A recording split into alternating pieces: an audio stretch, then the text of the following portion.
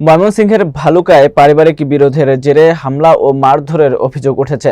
এতে নারীসহ 2 জন আহত হয়েছেন।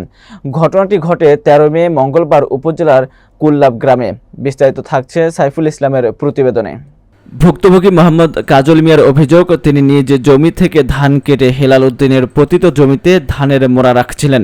এ সময় একই এলাকার হাফিজ উদ্দিন, আনসারুল হক ও মোসাম্মদ বেগম তাকে ধান রাখায় বাধা দেন। কথা কাটাকাটির এক পর্যায়ে তারা কাজল মিয়া ও তার স্ত্রী মোসাম্মদ মরিয়মের উপর হামলা চালিয়ে মারধর করে। মরিয়মের চুলের মুঠি ধরে টানা হেঁচড়া করে শ্লীলতাহানি করা হয় এবং তার গলা থেকে 70,000 টাকা মূল্যের স্বর্ণের চেন ছিনিয়ে নেওয়া হয় বলে অভিযোগে বলা হয়। চিৎকার শুনে স্থানীয়রা এগিয়ে এলে হামলাকারীরা খুন জখমের হুমকি দিয়ে পালিয়ে যায়। পরে আহত স্বামী স্ত্রীকে ভালুকা উপজেলা স্বাস্থ্য কমপ্লেক্সে ভর্তি করা হয়। এ ঘটনায় কাজল মিয়া বাদী হয়ে ভালুকা মডেল থানায় লিখিত অভিযোগ করেছেন।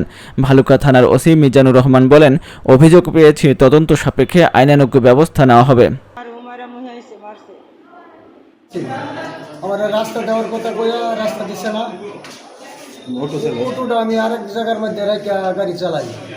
আচ্ছা, আজকে আমার এই যে তার জায়গা না, অন্য মানুষের জায়গার মধ্যে মুড়ি উঠাইয়াম, হেনুকা বাধা দিছে। বাধাটা অনেক কিছু করলো, মারামারি করলো, বা আমার ওয়াইফে মারছে, অনেক ব্যথা হয়েছে।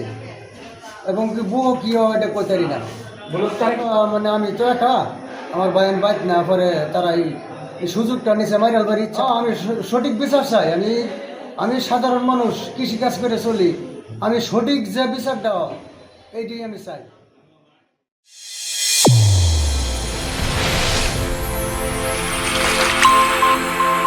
চ্যানেল A1 হৃদয়ের স্পন্দন।